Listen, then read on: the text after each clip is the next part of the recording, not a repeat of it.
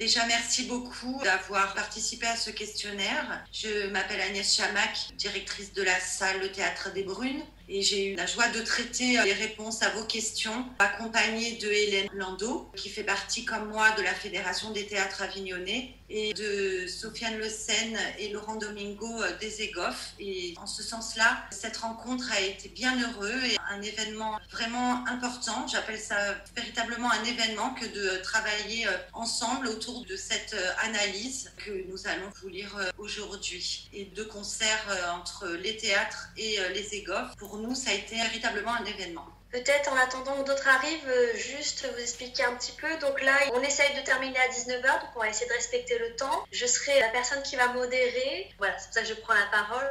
Donc il y aura un premier temps 10 minutes de présentation des EGOF, de FTIA et aussi du sondage. Ensuite, un autre temps de restitution entre 20 et 30 minutes de ce questionnaire. Et puis ensuite, ce sera à vous. Vous aurez à peu près une demi-heure pour pouvoir interagir et de prendre la parole. Donc pour prendre la parole, n'hésitez pas sur le chat à demander parole et les et comme ça, voilà, on vous distribuera la parole. On va commencer par une présentation des EGOF et du FTIA, donc les généraux du Festival Off d'Avignon et Fédération des théâtres indépendants d'Avignon et Capri. Oui, bonjour à toutes et tous. Je suis Michel Alban, donc je suis vice-président et membre du Conseil national du CINAVI et donc membre des EGOF. Je vais vous présenter la démarche des EGOF. Je pense que beaucoup parmi vous ont assisté peut-être déjà aux premières réunions et participent aux réunions des commissions peut-être, donc je vais faire très court. Les états généraux du Festival Off d'Avignon ont démarré le 30 avril, pendant le premier confinement, à l'appel de l'AFA, actrices et acteurs de France associés, les EAT, les écrivains associés au théâtre, les Sentinelles, la Fédération des compagnies du spectacle vivant et du CINAVI, le syndicat national des arts vivants. Donc nous avons à 4 organisations lancé un appel pour questionner les différents aspects du Festival d'Avignon suite à l'annulation de 2020. 1600 personnes ont signé cet appel et ensuite nous avons fait 2 réunions Zoom, une en juillet et une en septembre pour échanger, pour présenter le projet. Ce qui nous intéresse beaucoup dans cette démarche, c'est de mettre tout le monde autour de la table. C'était vraiment l'objectif, à la fois les compagnies, les lieux, les organisations professionnelles et syndicales, les institutions du Festival Off, les partenaires locaux, vraiment essayer d'ouvrir plus largement possible cette réflexion. Certains ont répondu, d'autres pas, d'autres répondront peut-être un jour, voilà, mais on espère que grâce à tous les gens qui seront présents et qui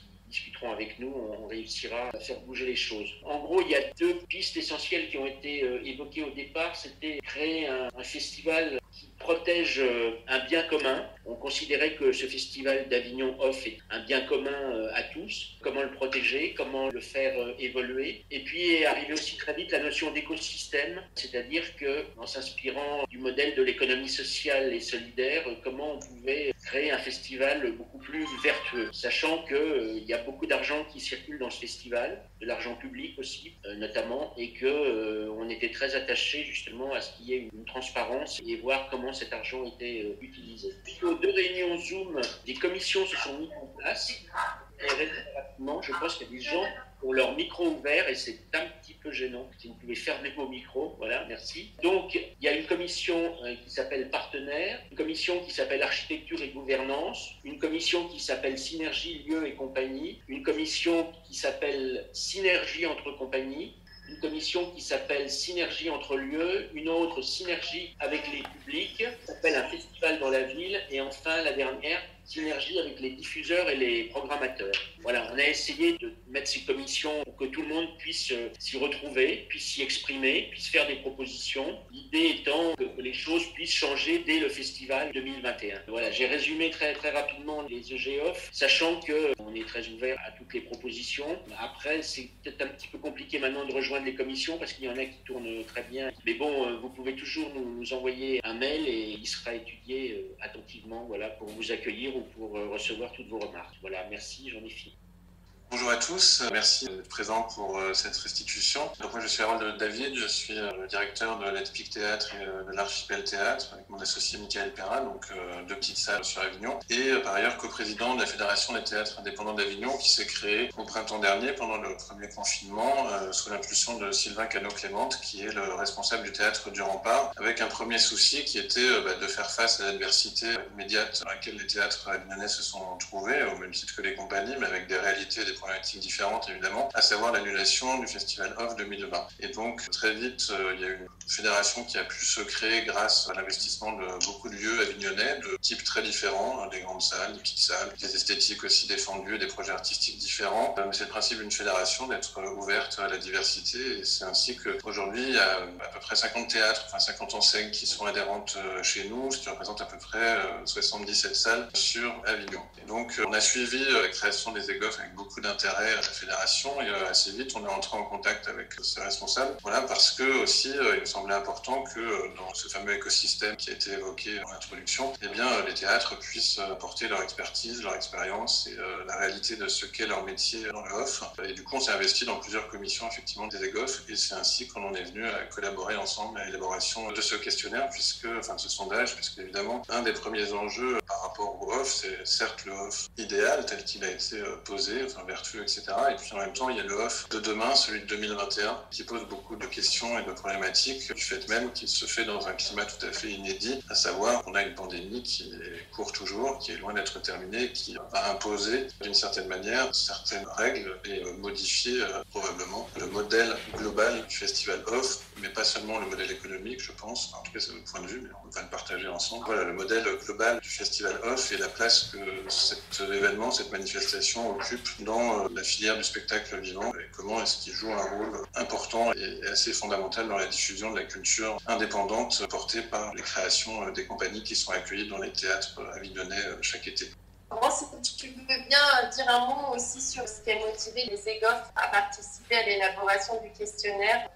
Alors bonjour, donc moi je suis Laurent Migos, il y en a pas mal qui me connaissent, donc je suis coprésident avec Sofiane des EGF et président des Sentinelles avec Véronique Boutonnet, qui est vice-présidente. Donc la raison pour laquelle les EGF ont souhaité faire un questionnaire, c'est que trop souvent on avance des arguments, on essaie de tenter dans les commissions de faire des raisonnements sans avoir vraiment de la donnée. Et la donnée c'est très important, le retour des artistes, des compagnies, des théâtres, des professionnels comme les programmateurs, les diffuseurs, les journalistes, les écrivains, etc. J'en oublie, les techniciens, etc. Tous ceux qui vont être nommés, vous allez voir dans la catégorie. C'est très important d'avoir leur avis, leur situation, leurs projets, leurs peurs, etc. Et en fait, il y a pas mal d'initiatives qui se créent en ce moment, mais on a voulu, nous, essayer d'avoir au maximum des données, essayer de ne pas parler, de ne pas préconcevoir des raisonnements sans se baser sur des données et sans avoir des préjugés un petit peu sur ce qu'attendent les acteurs du off ou sur ce que vivent les acteurs du off en ce moment. Donc voilà pourquoi à la base déjà on a voulu faire ce sondage, et il se trouve que FTIA avait la même volonté, c'est-à-dire d'avoir de la donnée. Quand il s'agira d'organiser ou de négocier les conditions du off 2021, on a besoin d'avoir l'apport, la donnée de maximum de gens qui sont concernés par l'offre 2021. Donc voilà pourquoi est-ce qu'on vous sonde, voilà pourquoi est-ce qu'on veut votre avis. On est beaucoup d'associations à mouiller la chemise pour représenter les compagnies, les artistes, les théâtres, etc. Mais on a besoin de vous, et tout seul, on n'est pas grand-chose. On est beaucoup quand vous participez, que vous nous donnez votre avis, vos contraintes, vos exigences, etc. Donc il faut continuer à faire ça, il faut répandre la bonne nouvelle autour de vous, il faut participer à ces questionnaires-là. Il faut nous donner des éléments et des données. On va commencer par proposer la restitution. Donc chacun va traiter un peu les réponses. Hélène, tu peux partager ton écran en fait avec le dossier que tu as fait, qui nous donnera peut-être déjà une indication de la répartition des réponses. En fait, la première surprise un peu, c'est qu'on a eu beaucoup de programmateurs qui ont répondu. Il explique un peu la méthodologie, et ensuite on peut aller directement, je pense, à la page 4. C'est vrai que c'était juste 4 jours, donc on a commencé à tirer les données juste le 19 novembre, donc on a eu très peu de temps. On aurait souhaité avoir un peu plus, mais je pense que déjà, on a beaucoup de choses intéressantes à vous montrer. Et bien sûr, on n'arrête pas là, donc si vous avez des questions, bien sûr, on pourra aller plus loin. Il y a 3 grands thèmes. Donc, nous, on a passé beaucoup de temps à coder toutes les réponses par thème que je vais aborder relativement rapidement. Donc, il y avait beaucoup qui ont parlé de le sens d'engagement ou le fait que le festival est incontournable, que c'était un geste pour que la culture, les compagnies, les festivals, les théâtres survivent. Le show must go on, etc. C'était le premier groupe. Deuxième groupe aussi très important, les découvertes nécessaires de découvrir, partager, trouver des spectacles pour programmer. Et le troisième grand groupe était de jouer et développer. Après, il y avait des c'est une question pratique, économique, que le projet a été reporté ou je vais tous les ans. Certains ont déjà payé le projet, ils ont des réserves. Et certains ont dit, en fait, ça dépend. Je peux peut-être compléter pendant qu'Hélène essaie de retrouver sa connexion. Ok, bon bah là, de toute façon, quelque part, ça se comprend en se lisant. En gros, on a sélectionné les commentaires qu'on a trouvés représentatifs de ce que les gens disaient. C'est pas exhaustif, mais de façon très subjective, on s'est dit que c'était représentatif. Donc vous pouvez les lire tranquillement. Je vais pas vous les lire, vous savez tous lire. Il y a quand même cette notion qu'Avignon est un rendez-vous incontournable pour les gens, pour les acteurs, pour les programmateurs. Il y a aussi cette notion un petit peu idéaliste, on va dire un petit peu philosophique. Il faut que le spectacle vivant continue coûte que coûte et les programmateurs soutiennent les artistes et les artistes se disent qu'ils soutiennent le spectacle vivant. Il y a cette nécessité d'Avignon pour le théâtre et puis il y a cette espèce de volonté d'aller au bout d'un projet.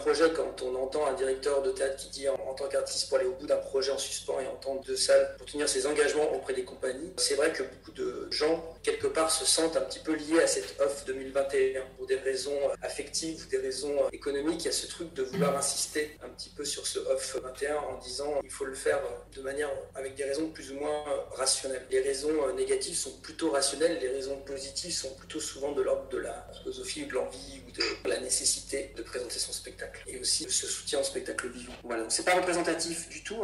Les raisons plus, on va dire, concrètes pour aller au festival, c'est beaucoup plus intuitif. Afin de présenter des spectacles en vue de monter des tournées, pour une compagnie, donc ça prend pas grand-chose, mais enfin c'est le cas de pas mal de compagnies. Le festival est un des moyens principaux pour présenter ces spectacles aux professionnels. Donc là on le retrouve, pour pouvoir présenter nos créations programmateurs. Donc il y a un besoin des compagnies de pouvoir présenter leur travail, puisque les compagnies pendant le confinement, pendant la crise sanitaire, n'arrêtent pas de créer et de penser et de vouloir développer leur activité professionnelle. Alors après, effectivement, il y a des intermittents qui disent aussi, tout bêtement, c'est pour faire aussi nos heures, parce que mine de rien, il faut travailler, il faut faire ses heures, il faut travailler, quoi. Et puis après, il y a la partie des programmateurs, des journalistes sur ces diffusions. C'est extrêmement nécessaire pour un programmateur d'avoir Avignon, c'est une étape incontournable dans sa programmation. Pareil, évidemment, pour les diffusions. Et les journalistes, c'est là aussi où ils ont leur vivier principaux pour... pas mal de journalistes nous disent que c'est là où ils ont leur vivier principal pour parler de théâtre pendant l'année. Et c'est considéré, il y a beaucoup de commentaires de l'ordre du vital. C'est la merde, mais c'est vital. Voilà, donc il y a un peu cette chose-là en balance. Également, d'ailleurs, chez les programmateurs. Vous voyez le commentaire qui dit parce que c'est vital pour notre programmation et la vie du spectacle. C'est une nécessité. Il y a souvent ce truc-là, nécessité vitale. Donc clairement, les gens, comme je vous avais dit, les gens qui disent non, ce sont pour des raisons quelque part très rationnelles et très pragmatiques.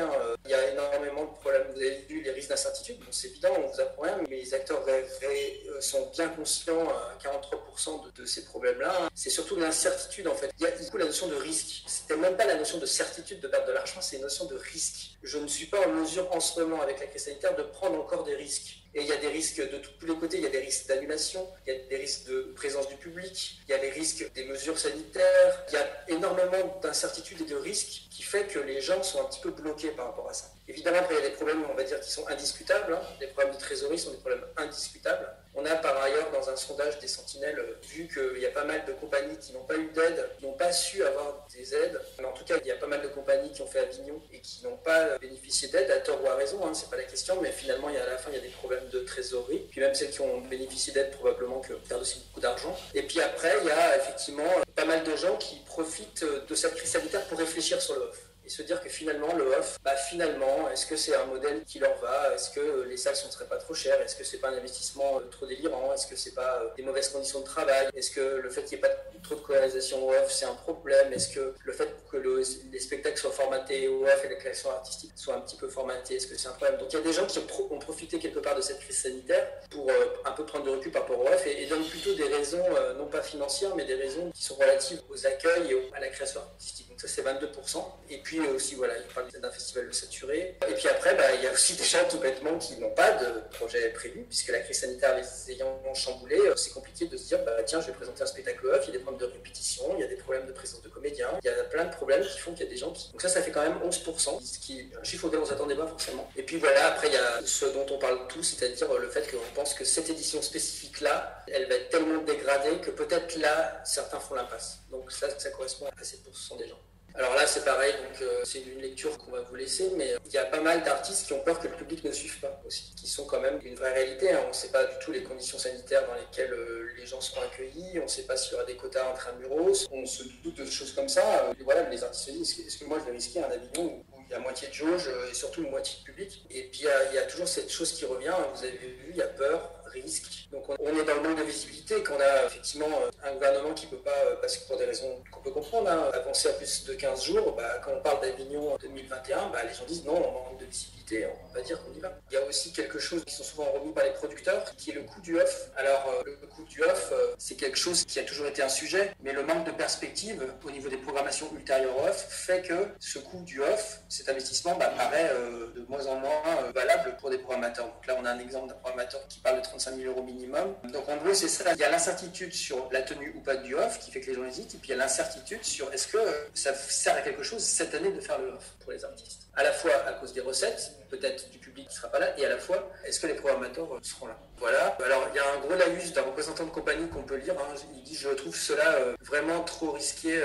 Donc, on retrouve de toute façon dans la page suivante des problèmes de trésorerie. Hélène, tu peux passer, voilà. Problèmes de trésorerie, des problèmes de moyens. On n'a pas les moyens. De toute façon, on n'a pas d'argent. De toute façon, on ne voit pas comment est-ce qu'on pourrait y aller. Ma structure est en difficulté économique et n'aura pas les moyens d'investir sur un festival aussi cher que celui d'Avignon. Donc, dans les mots où je vous avais dit, il y a vachement la notion de risque financier, d'incertitude, et puis tout bêtement, d'incapacité juste à le faire, en fait. Donc, c'est des raisons beaucoup plus pratiques, pragmatiques, évidentes, mais c'est non négligeable. On est sur du 28%, c'est pas évident. Alors après, comme je vous avais dit, il y a des gens qui se posent du coup des problèmes, des questions philosophiques, on va dire un petit peu plus de hauteur sur le off. Par exemple, Avignon pose des problèmes écologiques, économiques, qu'il faut refaire, il faut revoir entièrement le off. Donc ça, c'est ce dont on se charge aux États généraux du off, mais par exemple, il y a marqué la copie à revoir entièrement. La gestion, les histoires de gouvernance du festival, en gros des questions, on va dire des méta-questions sur le off dont les gens profitent de la crise sanitaire pour se les poser, puisqu'il y a un espace donc on se pose des questions. C'est aussi pour ça qu'on a créé les États généraux du off, c'est parce qu'il y a eu une suspension et ça a fait que nous, on s'est fédérés. Et donc c'est normal que des gens, parce qu'il y a une suspension, commencent à se poser des questions philosophiques sur l'existence même du off d'Avignon. Voilà, on peut continuer.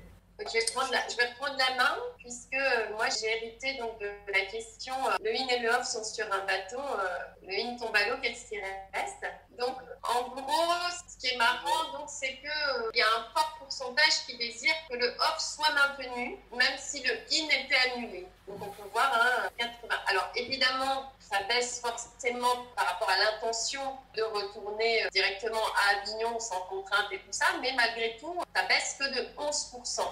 Qui est pas peu, et alors effectivement les plus favorables à un maintien d'Avignon off, même si le in ne devait pas se faire pour une raison ou pour une autre, ce sont effectivement les programmateurs et les programmatrices de France, quoi. Donc sur le territoire national. On peut voir notamment parce que c'est un véritable vivier pour la programmation artistique et théâtrale en France. Alors sur les craintes quand même, alors oui, on a effectivement le nuage de mots. La question qui revient effectivement, c'est le public et les programmateurs. C'est-à-dire, autant de façon négative que de façon positive, ceux qui souhaitent que ça ne soit pas maintenu désirent, craignent un risque de fréquentation, craignent que les programmateurs ne viennent pas. Et par contre, dans les positifs, ceux qui souhaitent que le off soit maintenu, eh bien on dit justement, ce n'est pas le même public, ce ne sont pas les mêmes programmateurs. Donc pour cette raison, il faut que le off existe. Pour le non, effectivement, il y a aussi l'idée que le in et le off sont liés traditionnellement et qu'on ne peut pas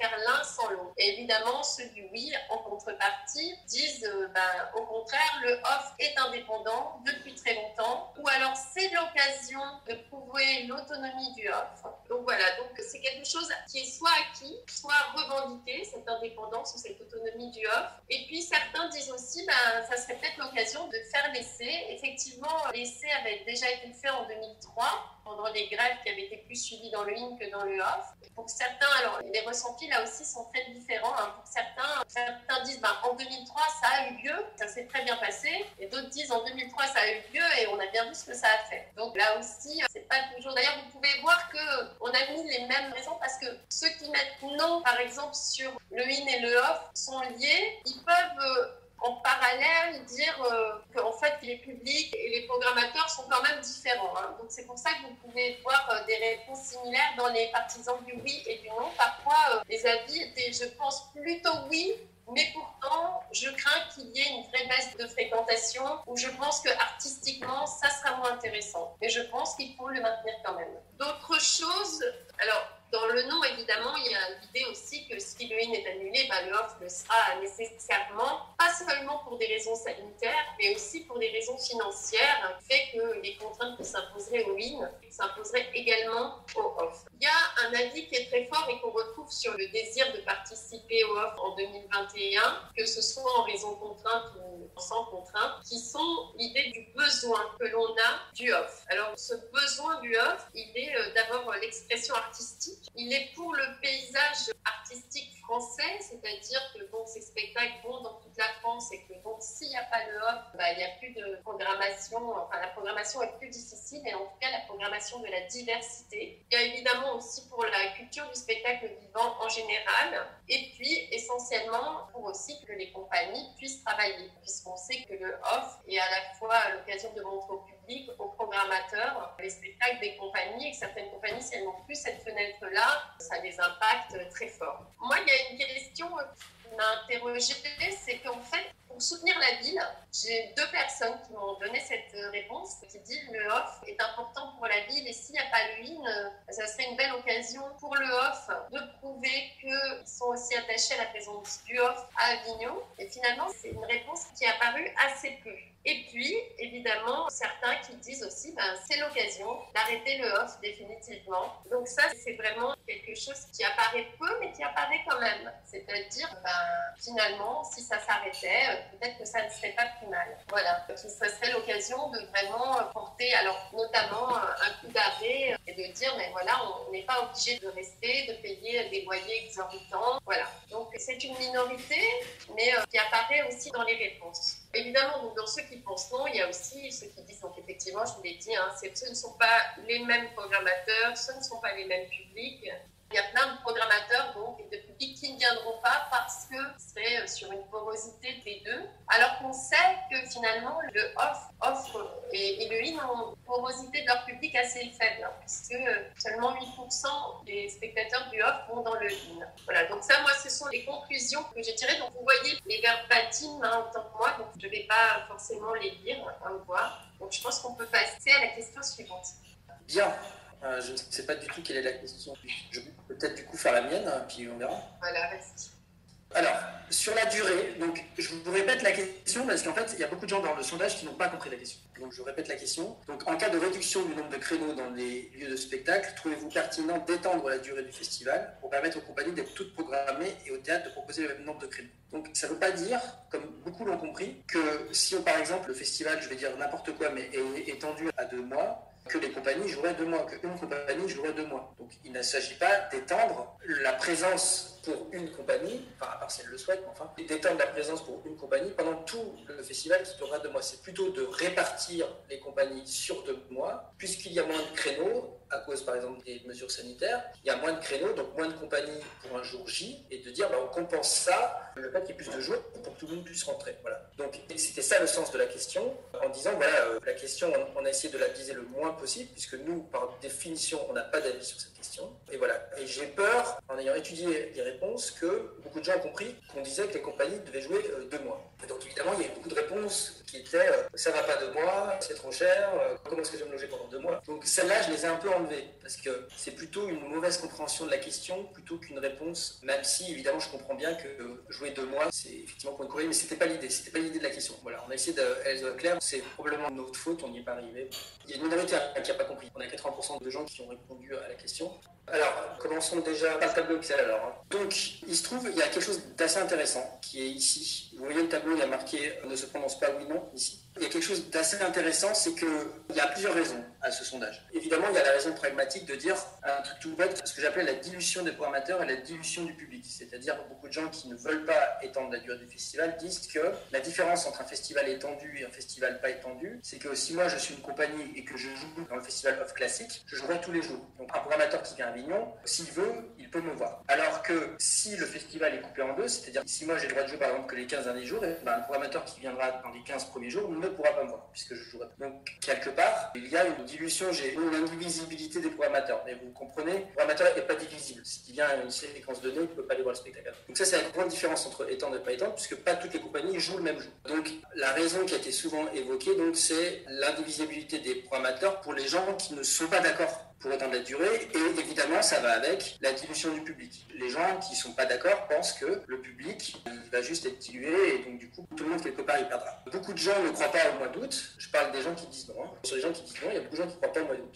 Le mois d'août, il n'y aura personne. Et puis, évidemment, du coup, tout se résume, et c'est pour ça que c'est un pourcentage assez gros, c'est 39%, tout se résume à, évidemment, c'est trop risqué financièrement pour les compagnies. Donc, les gens qui sont contre, ce sont pour des raisons programmateurs, qui ne sont pas divisibles, pour la résolution de dilution du public, et donc pour le fait que c'est risqué financièrement. Évidemment, ça ne va pas vous choquer, les gens qui ne se prononcent pas, à 61% ne trouvent pas de raison. Mais ce qui est intéressant, c'est que les gens qui disent oui à 33% ne savent pas pourquoi. Alors, ne trouvent pas la raison, ça ne veut pas dire qu'ils n'ont pas répondu. Évidemment, les gens qui ne répondent pas, je ne dis pas qu'ils ne trouvent pas la raison. C'est ceux qui disent je sais pas, peut-être oui, bien que non, enfin on sent dans leur réponse qu'ils savent pas vraiment. Et donc ça fait quand même 33%. Alors que les gens qui disent non, il y a que 14% de gens qui sont pas très sûrs de la raison. Évidemment, les gens qui disent oui, ils ont cette notion de dire on veut donner la chance à toutes les compagnies de jouer. D'accord, il y aura moins de programmateurs, d'accord, il y aura moins de public, mais on jouera. Alors que dans l'autre cas, la moitié des compagnies, si par exemple on part sur la moitié des créneaux, je dis un chiffre stupide, sur la moitié des créneaux, eh bien il y aura la moitié des compagnies. Et là au moins il y aura toutes les compagnies. Donc évidemment, les raisons évoquées sont celles-là. Il y a aussi, c'est intéressant, il y a cette petite ligne que vous voyez que j'ai surlignée. Vous me dites ce que vous voyez, pas ce que vous voyez. C'est le cas de force majeure. Il y a 11% des gens qui disent oui, qui disent en fait, c'est pas génial, mais c'est un cas de force majeure. C'est-à-dire pour cet Avignon 21 là, ok, c'est pas une super solution, mais il n'y a pas mieux. Donc il y a ce truc de il n'y a pas mieux. Voilà. Alors, on peut voir aussi que, là vous voyez avec les couleurs, que en fait les gens ne sont pas, suivant qu'on est programmateur ou artiste, on n'a pas les mêmes idées. Par exemple, les programmateurs qui sont voilà, ils vont plutôt se dire que c'est pas leur business. C'est-à-dire ils savent pas vraiment, les programmateurs ont cette notion de dire on veut que tous les artistes jouent, donc on est pour étendre la durée du festival. Aucun programmateur ne m'a dit vraiment je pense que je vais louper des spectacles. Donc c'était pas la même vision que les artistes. Alors que les compagnies, vous pouvez voir, eux pensent plutôt à ça. Et les programmateurs aussi. Et les producteurs, pardon. Et les artistes, vous avez vu, ceux qui sont artistes, c'est-à-dire qui ne sont pas forcément ni compagnie ni producteurs, en fait, en 34% de ça, ne trouvent pas vraiment la raison. J'ai trouvé ça assez cocasse. Je ne sais pas pourquoi. Je ne l'explique pas vraiment. Mais il n'y a pas trop de... En fait, cette question-là, les gens, je trouve qu'il n'y a pas une certitude extraordinaire, en tout cas dans les oui, un petit peu plus dans les non, mais c'est une question sur laquelle les gens ne sont pas hyper sûrs d'eux. Alors si j'y arrive, je vais vous montrer le nuage de points. Je ne sais pas si Hélène là, sinon moi je le montre. Mon écran, et mon écran c'est celui-là, voilà. Est-ce que vous le voyez ? Oui. Alors, la plupart des gens ont réfléchi sur la présence des programmateurs et la présence du public. C'est pour ça que le programmateur et le public est en gros. Les gens qui ont parlé plutôt des coûts financiers que ferait un offre trop long, ça se voit par coût, logement et frais. Là, on le voit bien. Et on voit aussi qu'il y a une opposition. Alors, ça ne voit pas trop, mais il y a une opposition entre juillet et août. Et on le voit par le fait qu'il y a juillet. Il y a beaucoup de gens qui pensent que juillet, c'est le mois du festival et août, c'est pas le mois d'un festival. Voilà ce que je peux dire sur cette question-là, qui, je pense, est encore à creuser, peut-être avec une meilleure rédaction et de la question pour que puisse encore y répondre. Après, il y avait plusieurs questions sur les aides possibles en cas d'annulation pendant le cours du festival ou un festival dans les conditions dégradées. En fait, les réponses dans cette question sont très riches.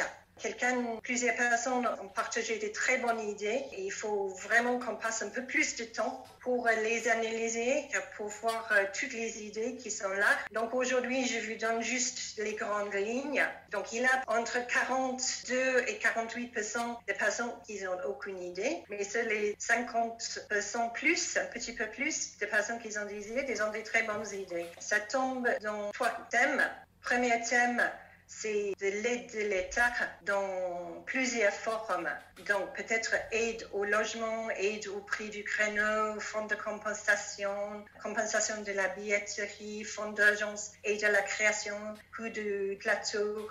aide à la corrélisation si le minimum de garantie n'est pas atteint, chômage partiel, annulation des charges, reconduction, intermittence. Les réponses, je dois dire, sont très dispersées, mais là, je ne pense pas que, même s'il a une bonne idée, et c'est que 3 personnes qui l'ont dit, ou même s'il a une personne qui l'a dit, c'est important de le regarder en détail, parce que ce n'était pas un vote, une élection. Donc, une première impression de ce qu'on a dit, donc toutes les diverses aides de l'État, plus un grand thème, c'est vraiment que ce n'était pas toujours écrit théâtre, mais j'ai compris que les personnes cherchaient que le théâtre baisse le prix peut-être en fonction de prorate du jauge. Si la situation où il y a une réduction du jauge, ou si c'est dans le cas que le festival est annulé après 15 jours, par exemple, des jours annulés, peut-être avec une compensation pour le théâtre, peut-être pas. Donc ça, c'était peut-être le deuxième grand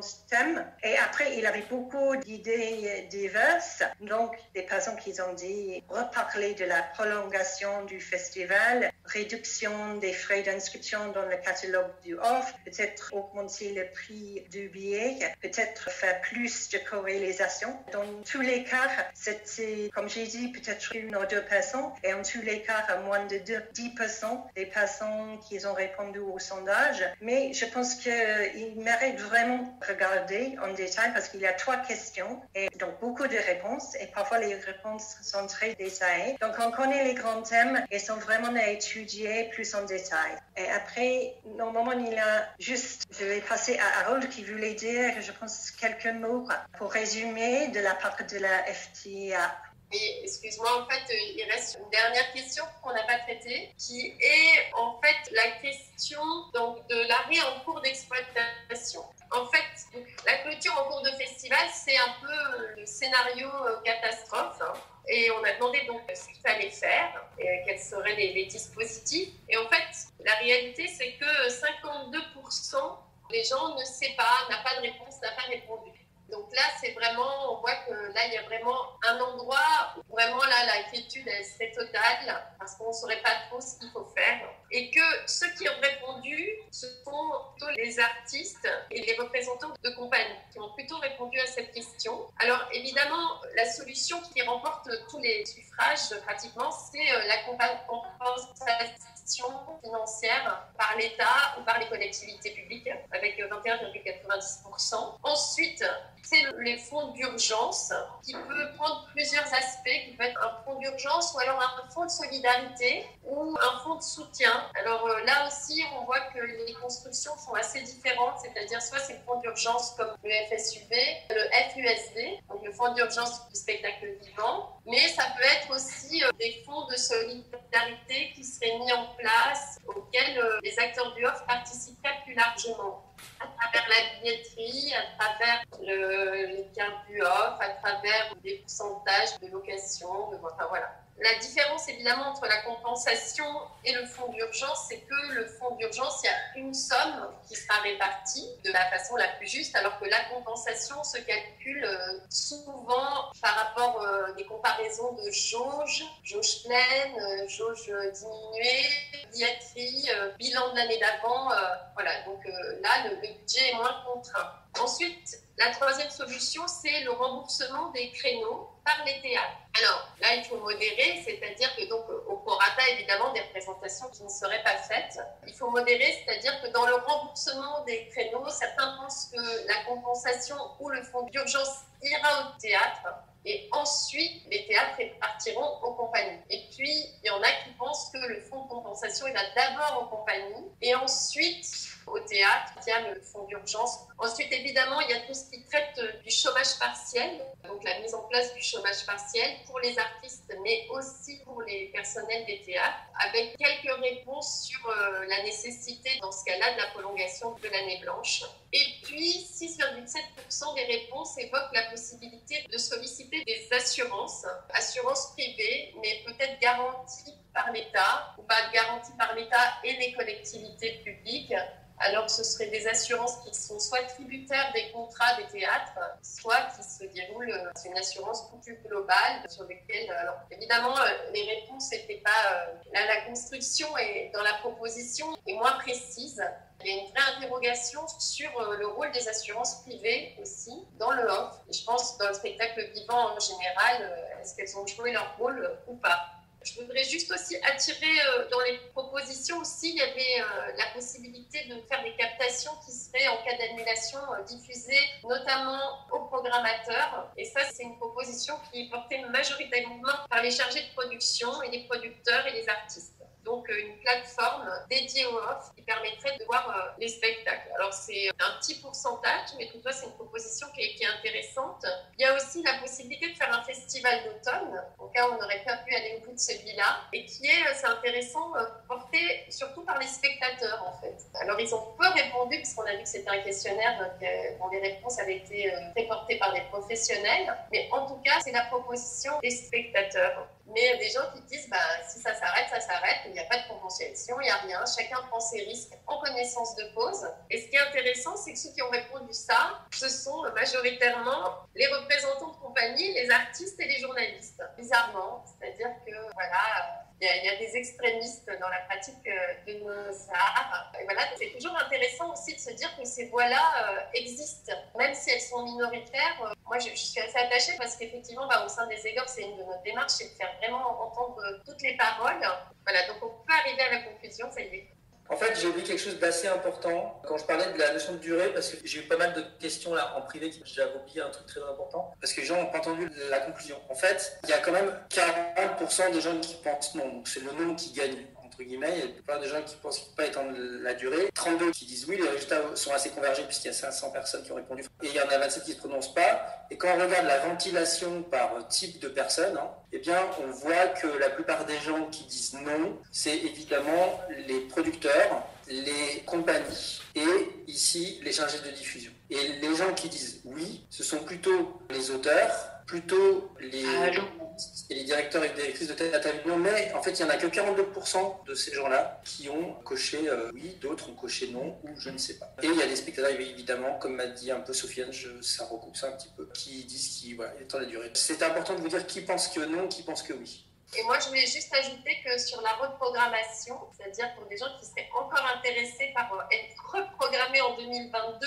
parce qu'ils n'ont pas pu aller au bout de 2021, voilà, et ce sont plutôt les chargés de diffusion qui seraient favorables à cette possibilité. Et si c'est bon pour le slide, Hélène, je veux bien que tu enlèves le partage d'écran et puis on peut commencer les tours de parole, puisqu'il y a déjà 2 personnes inscrites et donc une 3e. Oui, c'est possible, juste faire une petite conclusion côté Fédération des théâtres indépendants, puisqu'on a participé avec les EGoF à l'élaboration de tout ça, et vous dire le point de vue qui est le nôtre par rapport à tout ça. Bon, évidemment, saluer le travail qui a été fait, et surtout insister sur un point qui fait partie des propositions que la Fédération des théâtres indépendants fait, la ministre de la Culture, Roselyne Bachelot, dans une lettre ouverte que nous avons diffusée le week-end dernier, qui pose un certain nombre de préalables qui nous semblent nécessaires pour qu'effectivement un off 2021 puisse avoir lieu, et qui se nourrit de toutes les problématiques qui ont été évoquées et posées par les uns et les autres au travers de ce questionnaire. Et la première chose fondamentale qui nous semble qu'elle soit prise en compte, c'est que s'il y a un off 2021 pourra avoir lieu, c'est qu'il y a une logique de mutualisation des risques qui sera prise en compte par l'ensemble des acteurs et bien entendu les pouvoirs publics. Parce que pour l'instant, il semblerait en tout cas que les logiques qui soient à l'œuvre et celles qui soient explorées par certains à propos de cette perspective 2021 soient surtout sur une logique de mutualisation des pertes. Et nous pensons en tant que fédération que ce n'est pas la bonne manière d'aborder la question et que c'est bien sur la mutualisation des risques qu'il faut aller. Mais pour ça, on a vu au travers du questionnaire qu'il y avait beaucoup de gens qui se posaient la question de savoir est-ce qu'il faut aider les compagnies, est-ce qu'il faut aider les théâtres pour telle et telle problématique liée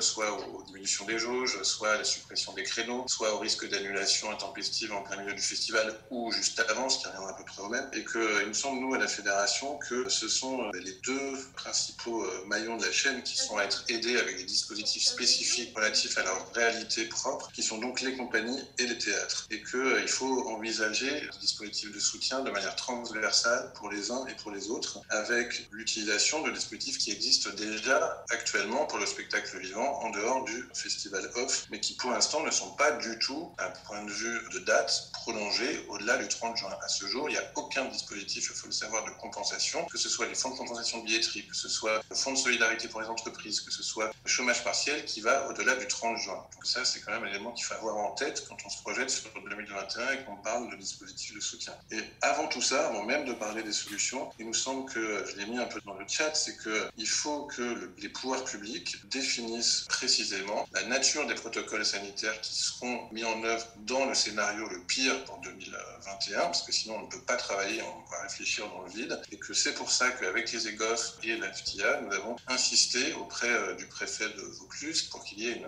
réunion de concertation qui soit faite. Depuis hier, heureusement, on peut annoncer officiellement qu'elle va avoir lieu le 3 décembre et qu'elle va réunir la fédération, les EGOF, les Scènes d'Avignon et également évidemment AFC autour de la table, ainsi que a priori la ville et la région. Il faut que ça se soit posé pour qu'on puisse ensuite élaborer des scénarios et que effectivement l'ensemble des protocoles et des contraintes qui seront celles avec lesquelles les acteurs du vont devoir travailler soient posées avant le 31 décembre, sinon on résonne dans le vide. Et à partir de là, eh bien, il y a de multiples leviers qui sont à activer, qui vont pour les compagnies effectivement du fonds de compensation pour la billetterie, du fonds PEPS pour les théâtres, les moratoires sur les loyers commerciaux, la révision des baux, le fonds de solidarité qui peut être prolongé, etc. Toutes ces mesures qui vont permettre de répondre au point d'achoppement sur lequel chacun va se retrouver confronté avec la nécessité absolue, et je crois qu'elle a été évoquée par la dernière question que Sophie a soulignée, c'est la nécessité de garantir l'annulation. S'il n'y a pas de fonds de garantie annulation, en cas quelle que soit la nature de ce fonds, qu'il soit privé, public ou dans un maillage public-privé, la confiance nécessaire pour que les compagnies prennent le risque d'aller jouer et les théâtres d'ouvrir sans travailler à perte, elle est impossible. Donc il faut que l'ensemble de ces points-là soient traités et abordés ensemble pour que, enfin, effectivement, une mutualisation des risques permette à chacun d'aller en sachant qu'il ne va pas au casse-pipe, qu'il soit compagnie ou théâtre. Et ça nous semble fondamental. Merci beaucoup. Et donc maintenant, je vais il y a 3 prises de parole, 3 demandes de prise de parole. Donc Fabio Mara, n'hésitez pas à vous présenter, à dire que vous êtes compagnie ou lieu pour juste planter un peu le décor. Allez-y. Bonsoir, je me présente, je suis Fabio Mara. En fait, je suis auteur, acteur et comédien et je gère aussi ma compagnie qui produit nous-mêmes nos spectacles, qui s'appelle Garde Soledad.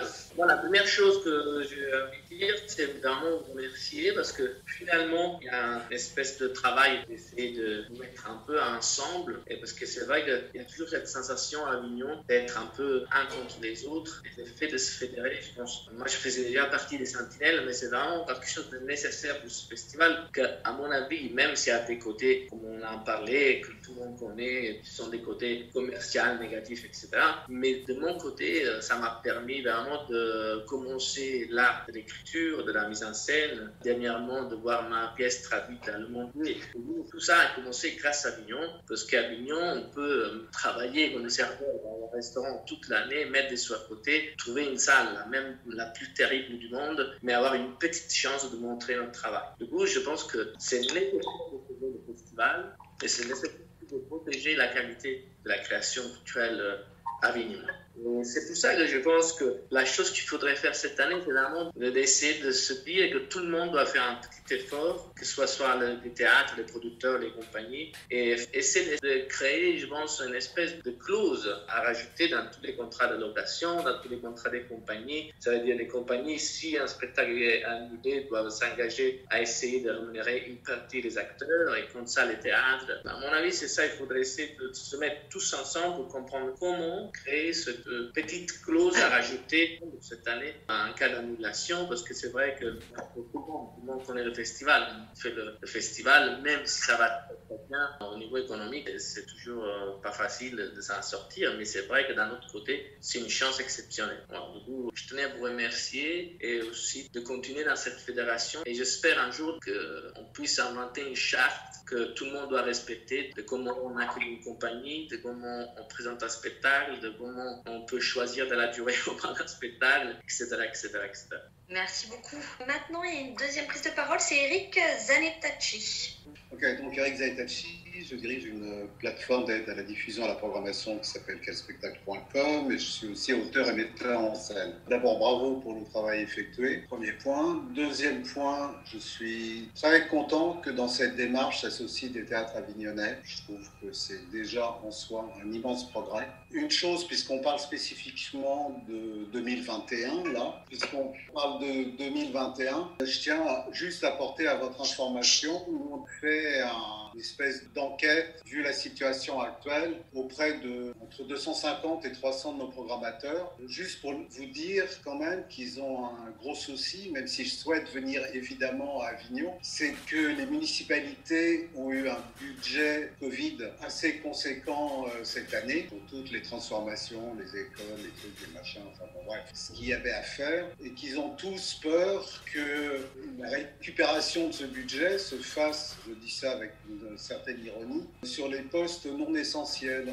donc notamment la culture. Donc j'apporte ça à votre attention, c'est-à-dire qu'on sait déjà que les programmateurs viennent de moins en moins longtemps à cause du coût qu'Avignon représente. Donc j'apporte juste cette information à votre connaissance qui me paraît importante et qu'il faut prendre en compte, à mon avis. Et dernière chose, mais ça ne vient pas directement sur 2021, je pense qu'il faut réfléchir de façon générale à deux choses. C'est qu'il n'y a pas de festival d'Avignon, ça n'existe pas. Il n'y a pas de festival au sens proprement dit. Il y a éventuellement un marché. Les théâtres ont le pouvoir, et c'est assez légitime, hein, quelque part, logique, que, d'autre part, la structure fait que l'AFC ne peut gérer qu'un catalogue et quelques petites choses par ailleurs, mais que donc pour faire des réformes de fond dans une ville comme Avignon, qui n'a pas la structure pour accueillir le Festival d'Avignon, ça demande des réflexions, effectivement, qui ne portent pas que sur 2021. Voilà, et merci à tous et bravo. Merci beaucoup. Maintenant, nous avons Sylvie. Bonjour à tous, donc moi je me présente, pour certaines personnes ne me connaissent pas, je suis élue de la ville d'Avignon, fête et animation. J'ai 3 petites questions. La première, c'est le sondage que vous avez passé tout à l'heure en partage d'écran. Vous l'avez fait à partir de quoi ? On a fait donc un questionnaire à partir de... Alors nous, aux états généraux du Festival Off, on a beaucoup de personnes qui suivent nos travaux. Donc on a envoyé à peu près à plus de 500 personnes. D'accord. Et ensuite, il y a le fichier de la Fédération des théâtres indépendants d'Avignon. Très bien. Et tout à l'heure, vous disiez, monsieur Harold, que vous avez prévu une réunion avec monsieur le préfet. C'est pas nous qui avons prévu une réunion. On a été conviés par le préfet, effectivement, à une réunion la semaine prochaine avec la DRAC, AFC, les Scènes d'Avignon, les EGOF, la région, la fédération et j'espère la ville, mais je n'en sais rien. J'ai interrogé le cabinet de madame le maire aujourd'hui pour savoir si la ville était bien conviée à cette réunion, ce qui me semblerait effectivement un peu indispensable. Bien sûr. Mais je ne peux pas répondre à la place de la préfecture. D'accord. Et est-ce que la ville vous a répondu? Ça a été invité ou pas? Pas encore, non, pas encore. D'accord. Donc ça, je m'en occupe. S'il faut une présence, je serai là. Vous me dites le jour et l'heure, je viendrai avec vous à la réunion, il n'y a pas de souci. Je vais en parler au cabinet du maire qui s'appelle monsieur Franck Dumontel et je pense qu'avec lui, il n'y aura pas de souci. Il n'y a pas Catherine cette fois-ci à la réunion, hein. Il n'y a pas l'autre élu. Je ne sais pas, j'ai pas la visibilité sur tous les participants. Elle a une autre réunion. Juste pour dire pour la présence de Sylvie Mazitelli, qui est là, qui représente la mairie notamment. Voilà, elle est déjà intervenue à nos côtés sur la commission synergie avec les publics du Festival Off. Le fait qu'elle connaisse un peu nos travaux et qu'elle est toujours partisane de les relayer auprès de la mairie. Voilà. Donc, si vous n'avez pas de retour, moi, je vais m'en occuper. Je reviens vers vous. Je vais voir le cabinet du maire. Et puis, s'il vous faut une élue avec vous, je serai là. Par contre, vous parlez d'indemnité. Est-ce que nous, ville, on ne peut pas faire une essaye de vous faire, peut-être, est-ce que vous touchez des subventions? Est-ce qu'il y a quelque chose comme ça au niveau ville? Au niveau ville, le off, je crois savoir, mais après, je ne suis pas membre du conseil d'administration d'AFC, donc je ne peux pas savoir. Je n'ai pas en tête exactement à combien AFC est subventionné. Je crois que la ville accorde une subvention relativement modeste à AFC, de l'ordre de 15 000 €. Je ne vais pas dire de bêtises, mais encore une fois, je n'en sais rien. Et je crois que c'est de cet ordre-là. Après, non, la ville d'Avignon met à disposition, en dehors de la subvention en question, nombre de biens matériels sous forme d'apport en nature, toujours AFC, je crois savoir, pour l'organisation du festival. Mais on a Fabienne Gauvert avec nous, qui est membre du conseil d'administration. Elle est mieux placée que moi pour parler de la façon dont la ville accompagne AFC. Je me sens un peu gêné aux entournures de parler à leur place. Donc là, un peu gêné d'en parler parce que nous ne voyons pas souvent la ville, même si elle est de droit dans notre conseil d'administration. Mais je confirmais effectivement qu'il y a une somme de 10 000 € qui est allouée et qu'il y a des équipements qui sont mis à disposition et des aides, notamment pour installer le chapiteau dans la cour de l'école. D'accord. Dans laquelle cour de l'école? du théâtre du balcon. De la manufacture. D'accord. Rue des Écoles. Très bien. Et qu'est-ce que nous, on peut vous apporter de plus? Qu'est-ce que je peux faire pour essayer d'améliorer cette situation que vous traversez? À quel point de vue? Au point de vue contact ou au point de vue financier? Les deux. Les deux, ben, il est évident que tout apport financier serait le bienvenu parce qu'évidemment il y a de gros frais, mais D'accord. le contact c'est aussi terriblement important parce que comme vous le disiez, au niveau des quartiers, il n'y a pas beaucoup. Il y a eu des contacts avec les commerçants, mais ça n'a pas été très loin. Il y a eu 1 ou 2 réunions et ça s'est arrêté à ça. D'accord. Est-ce que vous êtes d'accord si on parle de contact école, si on parle, quand vous me dites contact, c'est quelle personne? Qu'est-ce que vous voulez comme contact? C'est quoi? Que la mairie ou les alentours? Je vous avoue qu'il y a une cellule OCA qui s'est occupée de ça particulièrement et moi je m'en suis pas occupée parce que j'étais sur le front de secours. Donc, d'accord. Je ne sais pas quel a été leur travail à ce niveau-là et comme malheureusement pour le moment nous sommes en visioconférence, oui. C'est très difficile de travailler, donc on a chacun des cellules de travail et moi j'ai été coincée sur le front de secours pendant quasi 3 mois. Donc je ne connais pas exactement le développement, mais il y en a un. Juste pour vous dire, là, peut-être qu'il peut y avoir des rendez-vous voilà, que vous pouvez faire avec soit les EGOF, voilà, on va vous mettre, je pense que les contacts, parce que là, vous voyez, il y a une diversité de personnes, oui. C'est vrai qu'on ne représente pas une seule entité, et c'est vrai que c'est difficile de répondre précisément, mais voilà. D'accord. Bon, ben, sachez que si vous avez besoin de moi pour aller à la réunion avec le préfet, je vais déjà me renseigner avec monsieur Dumontel, et puis si la ville ne peut pas être là, je serai là. Je représente le maire de toute manière, je serai là. Merci beaucoup, je suis désolée, je dois partir parce que c'est vrai que j'ai notre réunion avec d'autres personnes, mais sachez que je serai là pour vous aider en tout ce que je pourrais faire. Est-ce que vous pouvez nous laisser juste vos coordonnées dans le chat? Vous n'hésitez surtout pas, si je peux essayer de vous aider, on sera là. Merci beaucoup, au revoir, bonne soirée. Donc bien entendu, là, la synthèse du sondage vous sera envoyée, donc comme ça vous pouvez voir. Et s'il n'y a pas d'autres prises de parole, voilà, pour vous dire qu'au sein donc les EGOF, il y a 6 commissions qui sont actives, synergie entre compagnies, synergie compagnie-lieu, synergie entre les lieux, synergie avec la ville, avec les publics. Donc si vous avez envie d'en faire partie, n'hésitez vraiment pas à solliciter. On va peut-être remettre l'adresse des EGOF et voilà, pour participer à ces travaux. Juste une précision, on pourra aussi mettre l'adresse de la fédération et on tient à votre disposition la lettre ouverte que nous avons adressée à Madame la Ministre avec l'ensemble des propositions que nous lui avons faites pour qu'effectivement un off 2021 puisse avoir lieu. Et juste, je me réjouis que la ville d'Avignon réfléchisse à un projet pour sa commune à partir du off. Ça fait plaisir. Juste aussi donc dire que évidemment donc les données du questionnaire donc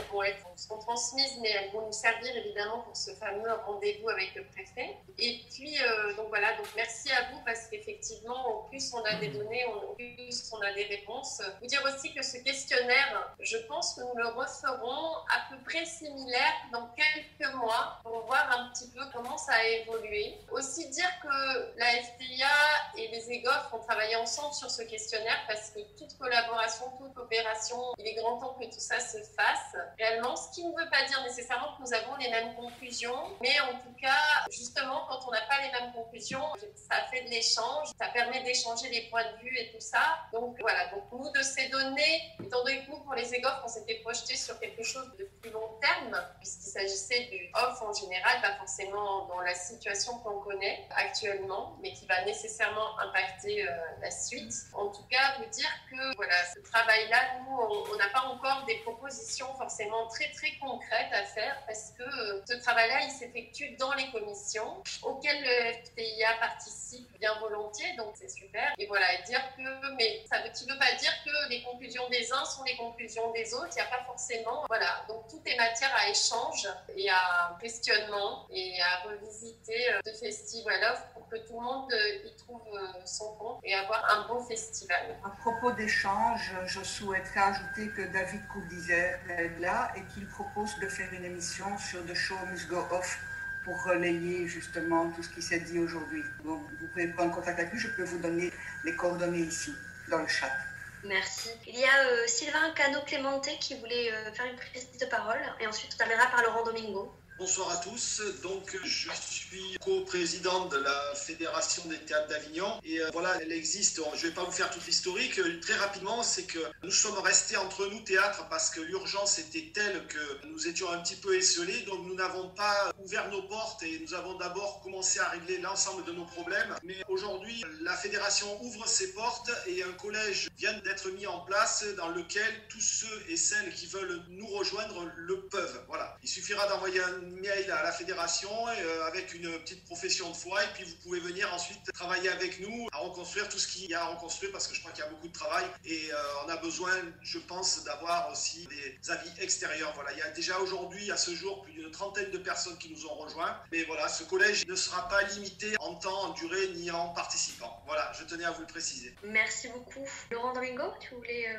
Oui, je voulais insister sur quelque chose. Les données qu'on a là et qu'on rendra publiques et qui seront évidemment totalement anonymisées, mais dont la substance sera publique, que chacun puisse avoir ses interprétations et puisqu'on sur nos raisonnements. Ces données-là sont très importantes pour discuter aussi, comme Sofiane l'a dit, avec les pouvoirs publics et pour pouvoir livrer certains combats. Donc en fait, je vous encourage vraiment, que vous soyez théâtre, compagnie, diffuseur, programmateur, etc., à vraiment répandre autour de vous cette idée qu'il ne faut pas attendre d'associations militantes, de syndicats, que les choses se fassent toutes seules. Il faut participer à ces sondages, il faut s'intéresser à ce qui se passe, il ne faut pas hésiter à interpeller, à parler de ces situations personnelles, etc. En fait, sans vous, sans la matière, la représentativité de ce qu'on dit, la justesse de nos raisonnements et de nos données ne seront pas à la hauteur des enjeux. Donc c'est très important. Vous pouvez vous engager profondément dans une association militante ou regarder ça de l'extérieur, c'est pas un problème. Mais de manière générale, il faut tisser autour de nous tout un réseau d'information et de partage de l'information et de la donnée qui donne beaucoup plus de contenu et de densité à nos réflexions. Donc je vous encourage à bien parler de ça autour de vous. C'est qu'en faisant un réseau dense qu'on arrivera à prendre des bonnes décisions, à réfléchir correctement et à avoir du... J'insiste là-dessus, mais je pense que tous les gens qui s'occupent d'associations et de syndicats se reconnaissent dans ce que je dis. Bien, sur ces paroles de Laurent pour nous mettre en action, je vous remercie de votre écoute, d'avoir suivi, d'avoir été patient, pour ceux qui ont pris la parole, d'avoir échangé, de nous avoir fait part de vos idées, de vos retours. Et puis, je vais vous souhaiter une bonne soirée. Et puis, suivez, vous pourrez suivre un petit peu les avancées des commissions et pour les EGOF et puis pour FTIA, un petit peu l'avancée de leurs différents travaux. Voilà, je vous remercie et puis à très bientôt pour d'autres échanges.